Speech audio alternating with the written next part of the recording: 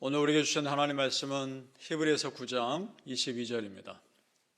율법을 따라 거의 모든 물건이 피로써 정결하게 되나니 피 흘림이 없은즉 사함이 없느니라. 아멘. 이 새벽에 예배하신 하나님의 은혜가 우리 성도님들께 함께 하시기를 예수님의 이름으로 축복합니다. 아멘. 조금 전에 읽은 말씀, 피 흘림이 없은즉 사함이 없느니라. 이 말씀은 구약 제사의 핵심입니다. 피는 생명을 상징합니다. 그래서 제사 드리는 자의 생명을 하나님이 빼앗을 수 없기 때문에 그 사람을 대신하여 또 다른 무엇이 그 생명을 바쳐야 했던 겁니다. 그것이 제물입니다. 레위기 17장 11절에 보면 그 원리가 정확히 나타납니다. 이렇게 되어 있습니다. 육체의 생명은 피에 있습니다. 생명이 피에 있으므로 피가 죄를 속하느니라. 아멘. 이것이 하나님께서 정하신 영적인 룰입니다. 그래서 제사 드리는 자가 제물에 안수하고 그 죄를 그 제물에 전가합니다. 그 사람의 죄가 제물로 옮겨집니다. 그러면 그 제물은 피 흘려 죽어야 했던 겁니다. 그것이 죄값을 치르는 겁니다.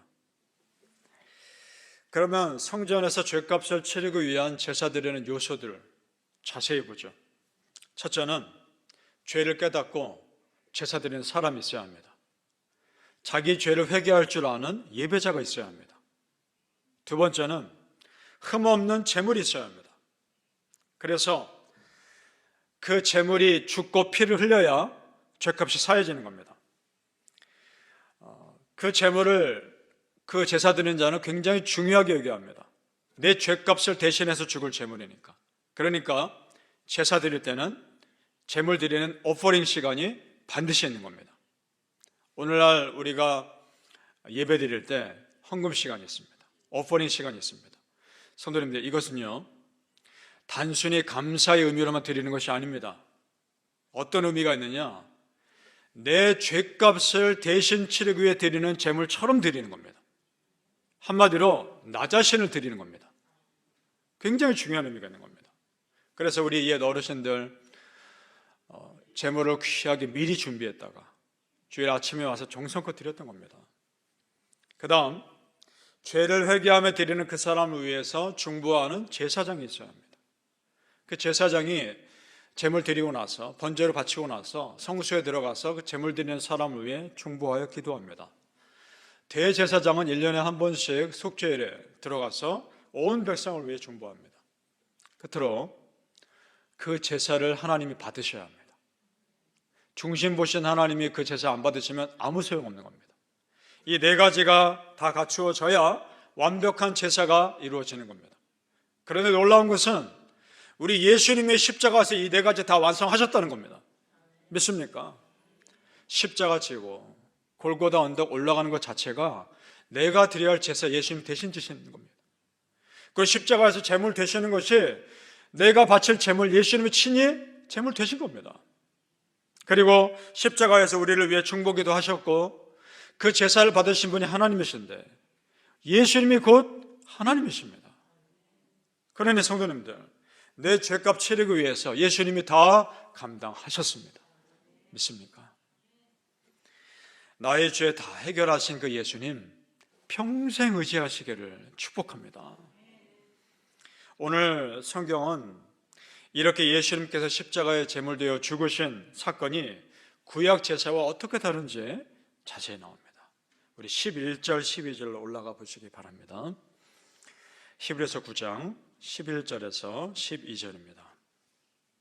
같이 읽어보겠습니다. 11절에서 12절 시작.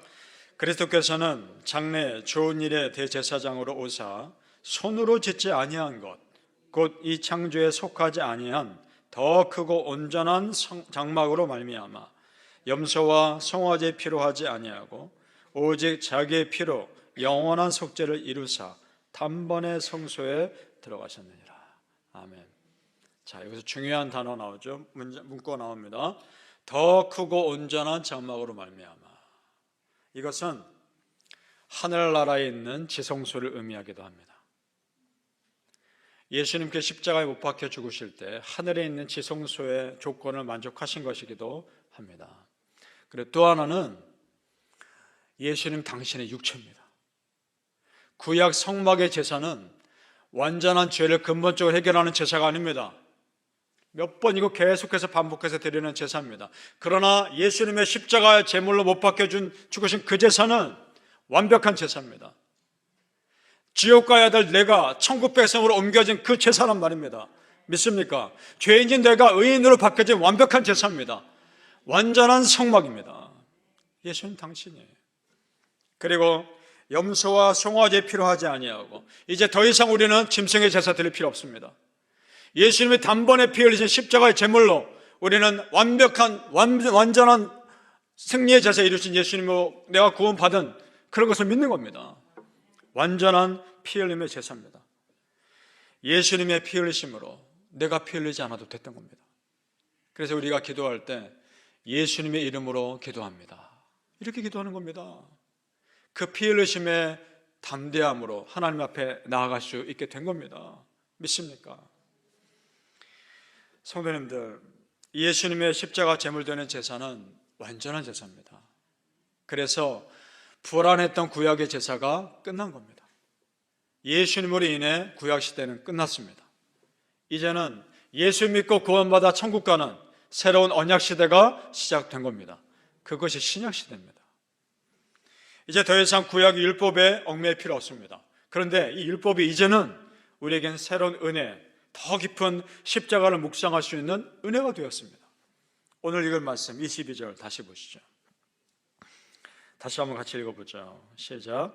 율법을 따라 거의 모든 물건이 피로써 정결하게 되나니 피 흘림이 없은즉 사함이 없느니라. 이 율법에 근거한 이 말씀이 더욱 큰 은혜가 되는 것은 그럼 반대로 해석이 된단 말입니다. 예수님의 피 흘리심이야말로 내 죄를 사해 주시는 확실한 은혜라는 겁니다. 아멘. 사랑하는 성도님들, 오직 예수, 오직 십자가 붙들며 그 은혜로 살아가시기를 예수님의 이름으로 축복합니다. 아멘. 고난주간 특별 새벽기도회 오늘 마지막 날인데 첫날 말씀이 히브리서 10장 19절. 무슨 말씀입니까? 예수의 피를 힘입어 성소에 들어갈 담력을 얻었나니. 아멘. 그 말씀이었습니다. 그 내용이 오늘 9장에 나옵니다. 7절을 보시기 바랍니다. 7절로 올라가십시오. 히브리서 9장은 7절. 제가 읽습니다. 오직 둘째 장막은 대제사장이 홀로 1년에 한 번 들어가되 자기와 백성의 화물을 위하여 드리는 피 없이는 아니하나니. 아멘. 자, 둘째 장막은 전에 말씀드렸듯이 성소와 지성소가 휘장으로 가려져 있었죠. 휘장 뒤쪽에 있는 지성소를 말합니다.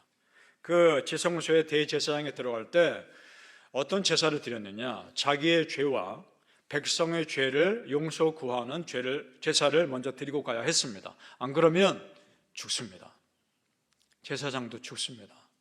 그러니까 백성들은 대속죄일에 대제사장이 지성소에 들어갈 때 긴장하고 기다리는 겁니다. 아무런 움직임이 없으면 그 대제사장은 죽은 겁니다. 그런데 그것이 그 사람만의 죽음이 아니라는 겁니다.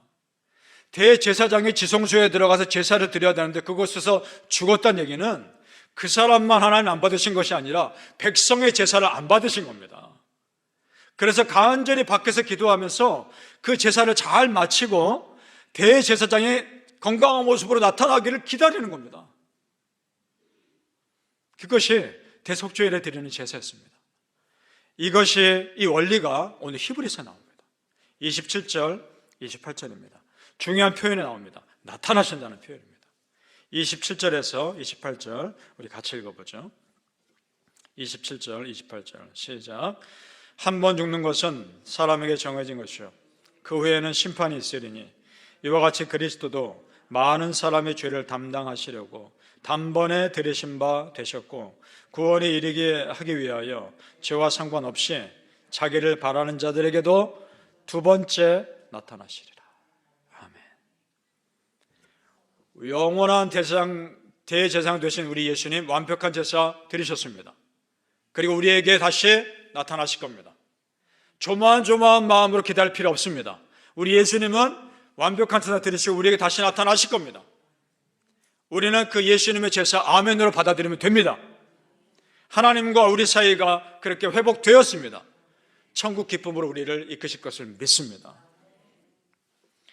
피 흘림이 없은즉 사함이 없느니라. 이 말씀은 믿지 않는 자들에게는 참 두려운 말씀이지만 우리 믿는 자들에게는 너무나 큰 은혜가 되는 말씀입니다. 십자가에서 그 피 다 흘리셨기 때문입니다. 누구 때문에? 나 때문에. 그래서 예수님 십자가로 인해 내 죄는 다 사해진 겁니다. 아멘. 그래서 이제는 우리 하나님과 화목하게 지낼 일만 남았습니다. 그래서 이 땅에서의 삶이 천국을 준비하는 삶이 되는 겁니다. 그래서 우리가 어떤 마음으로 살아야 할지 히브리서에서 우리에게 도전을 주는 말씀이 있는데 그것이 12장에 나옵니다. 여러분 뒤로 좀 넘겨가 보시기 바랍니다. 히브리서 12장으로. 오늘이 9장이셨죠? 12장 1절과 2절로 넘어가 보시기 바랍니다.